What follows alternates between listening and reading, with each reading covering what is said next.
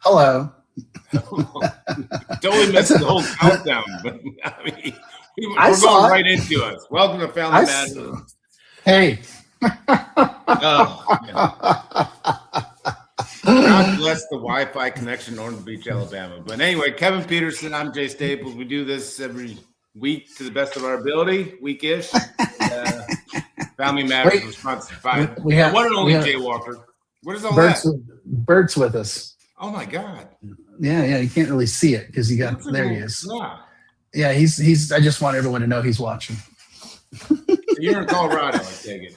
I am in Carbondale, Colorado, at Jaywalker World Headquarters. You know. So I'm sure I've asked you this, but like I gotta stand up. You have 3 dogs, right? We have 3 dogs. Yes. Why does Bert always get to travel? That's a great question. So Bert just turned 10 years old. And when we got him in 2016 and we were living in Denver, we had 2 other dogs that were getting older. And neither of them could come to the office with me. That's back in the day when I was going to a private practice office every day for 5 hours. So when we got Bert, I told my wife, he's coming to work with me and we're gonna hit it right away. And so he did, and he has the perfect temperament. I mean, look, that's how he is when there's people here too. We just went through a full round of meetings this morning, and he just goes from lap to lap or finds a place to chill and snuggle, and he's all good. Blanch and Stella do not do that. They are more active participants in the process, and I've tried to bring them to therapy, and it just doesn't work. I mean, they're wonderful. When we're at home in Florida, and I'll show it to you next time when we're in Florida, I have a dog bed right here, and Stella's in the dog bed the entire time. Every time we record, Stella's in the room with us. Really? Because she's deaf. She was born deaf in Decatur, Alabama. She's a COVID puppy, pandemic puppy. And so because she's deaf, she has to physically see you. And so she always, wherever I go, she goes exactly there with me and sits with me and then just falls asleep. But, and then when I leave the house, she falls apart. Really? And, oh yeah, my wife sends me pictures when I come here of her like staring out the window, and it just breaks my heart. I'm like, don't send those to me. She's like, "Where's Dad?" She's not attached to your wife? Yeah, she's totally attached to Amy, which is hilarious because by the way, we're those people that all 3 dogs are in the bed. I didn't doubt that for. Yeah, I know. Trust me, when I first met my wife, I was like, "No dogs in the bed." And she's like, "Good luck with that." I've been to your house. I know those dogs run it. I mean, oh yeah. But Stella literally sleeps on her right here, physically at night. She won't sleep on me. She sleeps on Amy. And then when she wakes up, she's like, Dad. And then like when my wife, she goes on these, early morning walks on the beach, and my wife comes over and gives me a kiss to say goodbye. And Stella goes berserk. She's like, "Don't touch my man. That's my man." And she starts barking and jumping and screaming. And my wife's like, "He's my husband." It's hilarious, man. It's hilarious. But that's the answer of why Bert travels. Stella would never be able to sit in a crate under the seat, and Blanche used to, but it's just not their temperament. They're much more, typical Boston Terrier spazzes. Yeah. I just always thought you liked Bert more, but I guess that's not the case. I love all my children the same. Yeah. You say that now, but Bert, whatever. But anyway, so we do this. Send in your questions, ease fears, ease anxieties. Try to stump Kevin, but we got some. Let's just get right into it. What you got? Dogs. Maybe Bert knows the answer. But we get a lot of, I think in general, we should, any kind of topic around when the loved one has said no to treatment, maybe no to an intervention, no to help, whatever is kind of out there in the real world and families, just kind of, I think we need to do a better job of of educating families when there's that uncertainty of loved one. But this one in particular, I think, is a common question. So we've basically they've set the boundaries. They've cut off no financial assistance, no help of any sort. We're not buying my son a car. Not no car insurance, no phone. The question is, so as far as communication, can we Sure. can we talk to the son? What Yeah. do you suggest when in the form of the communication? That's a great question. I mean, I get that all the time, right? Is that when we set the hard boundaries, we're sticking to our boundaries, but he's calling. Oh, yeah, by all means, talk to him, say hi. But remember, in every single call, every single conversation, are you ready to go to treatment? Because those calls are probably going to start off with, oh, I miss you. I love you. Everything's great. And then they're going to turn into, why aren't you paying my bills? Why aren't you helping? You don't love me. And so you just have to be clear. Oh, yeah. Hey, how's it going? It's nice to hear from you. I'm glad you're doing okay. Love you. Hey, by the way, just whenever you're ready to go to treatment, we're here for you. The offer still stands. And that never changes. And our boundaries never change. So, yeah, by all means, you don't have to stop communicating. Now, that doesn't mean you have to take abuse. So if they're being rude or disrespectful or aggressive, anything along those lines, absolutely not. I would say, no, thank you. That's what I was going to add, because I mean, there's manipulation, there's aggressiveness, whatever the form of it. I always warn families, like, watch out for it's so tough out here. The sideways comments about not having a phone or whatever it may be. Like, just a reminder, this is his choice, but the aggressiveness, make sure the boundaries. I'm going to have to excuse myself in this conversation. We'll talk about this later when you're level-headed, whatever it may be. But yeah, that's, don't take the abuse. I'm glad you pointed that out, because their loss of control, they're uncomfortable, and they still want to bring you down with them. So. Well, and you and I both know that alcoholics and addicts are expert manipulators. So they're not stupid. They're going to start the conversation with, "Oh, hey, I'm good. Everything's great. Blah blah blah," and then sort of get a foot in the door, and then the other shoe's going to drop, and it's going to be like, this is bullshit. I can't believe you do that. You don't love me. And I'm like, oh, okay, nice talking to you. Try again next week. They're like football coaches. Like, we as addicts in addictive mind frame, we review the tape. We know, I would mention something about, I saw like this sermon on YouTube or something, because I knew that would connect with my mom. And, that always was worth like $20 or something. But, unfortunately, I got sober during this app phase. And I think all these direct apps and stuff would have helped me out considerably, just so point of reference. But I would I'd swing by the house, and there'd be $20 in the mailbox I could pick up, and they didn't even want to see me, but I always knew. So we know the game tape. We know what to say to certain people. We know how to split family members. We know how to rile family members up. So we have the game tape on them. So Oh yeah. Well, that's, by the way, not to beat a dead horse, but that was the other thing I was thinking of. The other thing that addicts and alcoholics are really good at is calling and talking to one person, knowing whether or not it's going to be filtered back into the family, and it'll create dissension. Well, why is he calling her and not calling me? And we do that on purpose. Children of chaos, Yeah. The other thing that I was reminded, like, we can go to the opposite. Like, the communication is one thing, but how much time and energy our families putting into it? Because I'm hearing more and more, especially moms, because moms are moms. I love my mom. I was always a mama's boy, but me too. They're turning almost into full-time detective, private investigator. Speaking of apps, they got all these. They know where they're at. They know where they're doing. They're getting inside information from Bob at the bar or something like that. And so what I always point out is, what's the rest of your family like? you're full-time detective PI working on the one person that's not an active member of your family.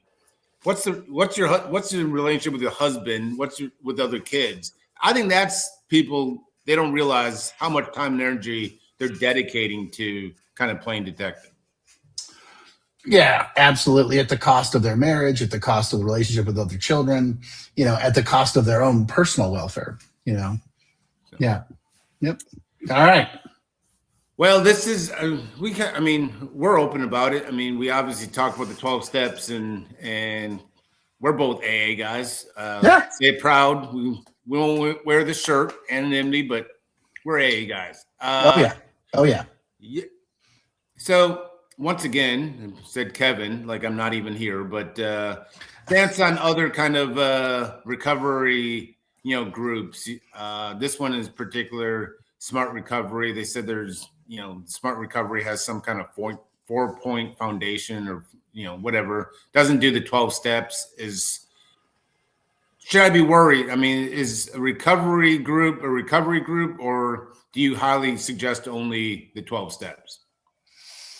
Well, Jay, now that we're officially sponsored by Jaywalker, yeah, I'll tell you my answer. It's pretty straightforward.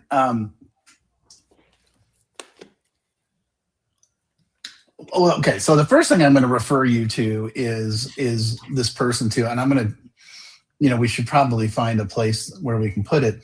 In 2020, there was a study done by Stanford University's addiction studies program by Dr. Anna Lemke, who wrote Dopamine Nation, which is considered required reading in my people. And she did a really fascinating study. And the study was, what's the most effective way to get to sobriety? Is it, craft, smart?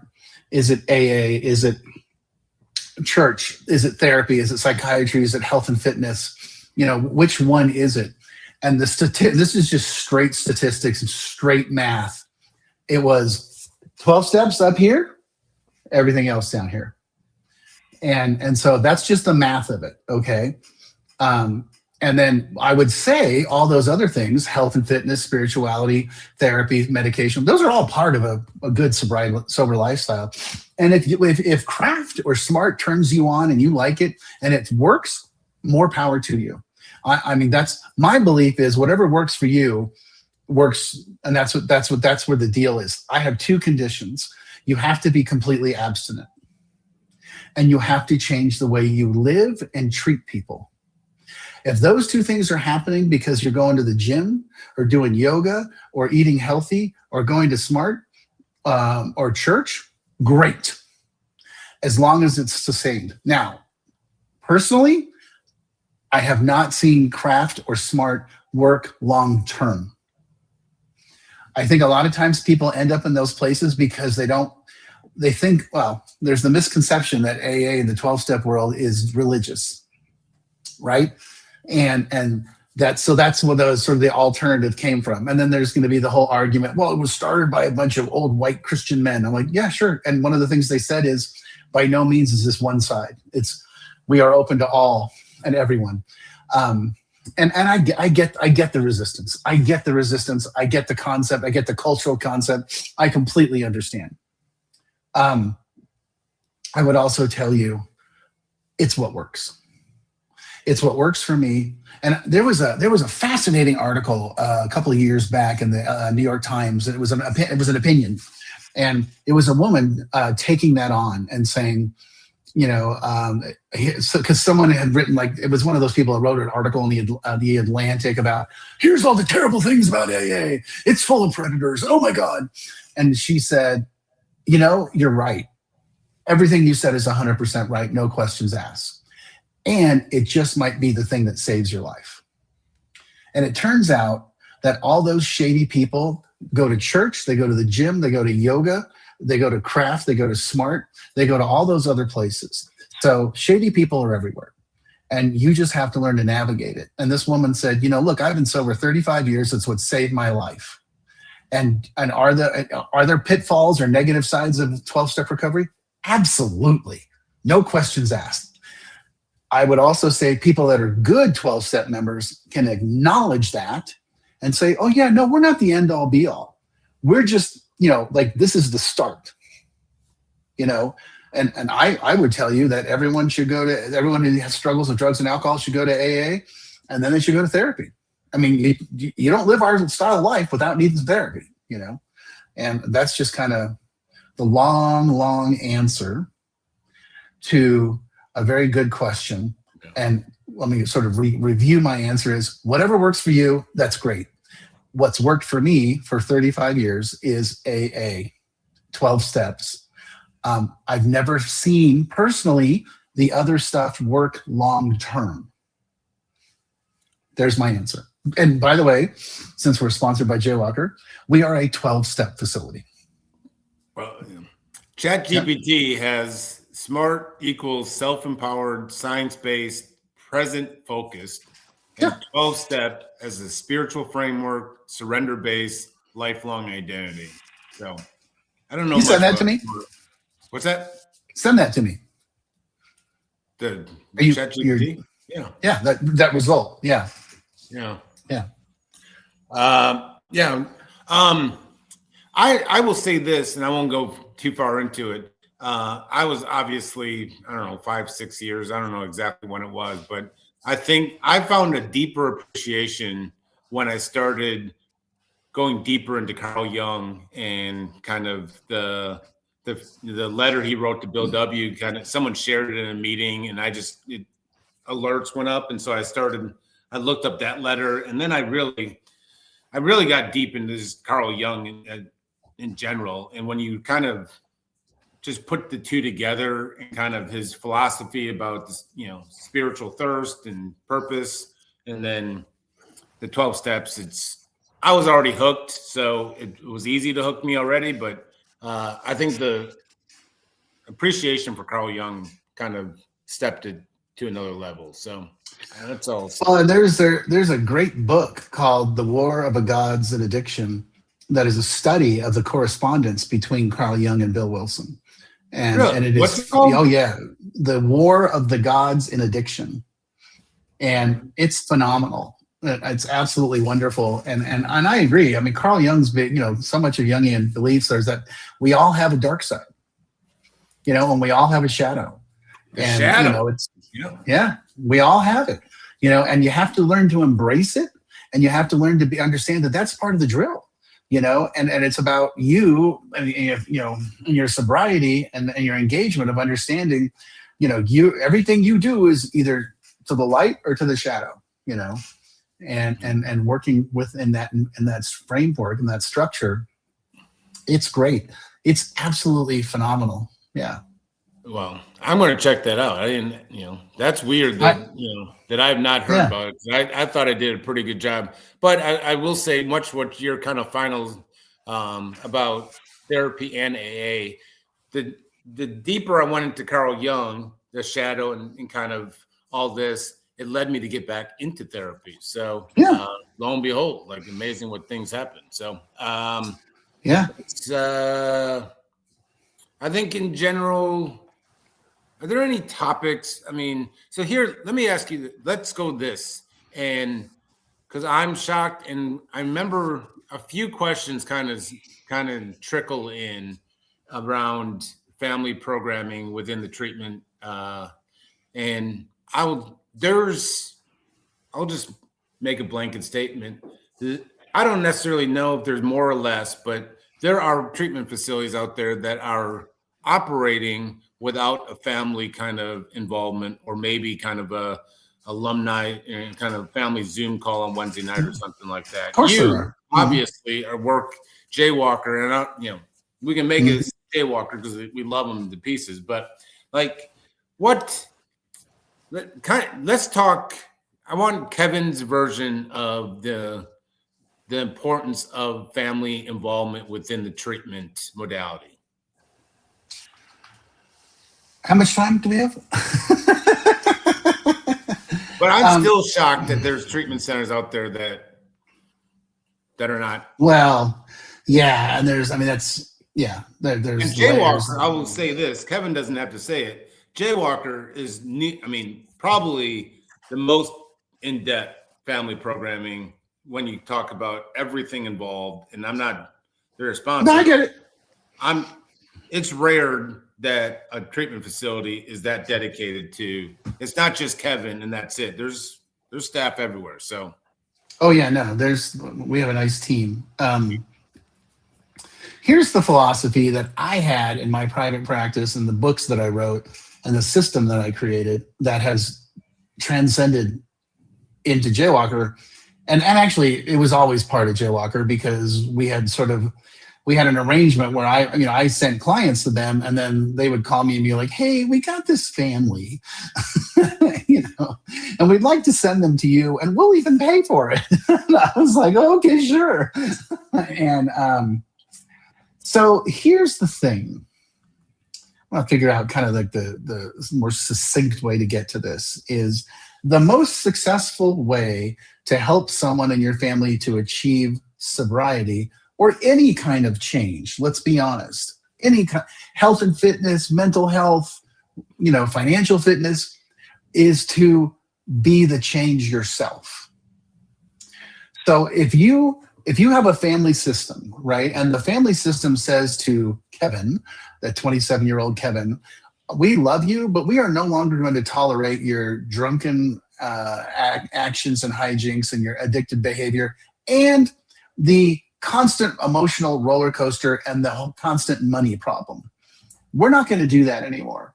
And we love you, but we're going to keep you over here until this gets changed. And if you want help changing that, we will find you that help. And we actually have somebody right here waiting for you. So what had happened in that system is that the system changed. And if I wanted to be part of the system, I had to change as well. Now, the hard part was the system holding their boundaries. But to me, that is the essence of everything we do.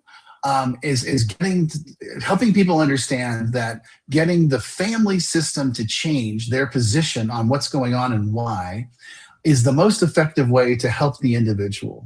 And I know that seems totally ass backwards. I mean, I get it. I completely get it. But that really is the most successful model when it comes to this. And by the way, we're starting to keep track of data. So I'll be able to do a study soon. But that really is the case. And this is here's where it spawned from, Jay, back to our AA conversation previously. Every single person I know that has any kind of significant time in Alcoholics Anonymous or NA or CA or whatever, they will all tell you the exact same thing. When the people around me drew the line and held it, that's when I started paying attention.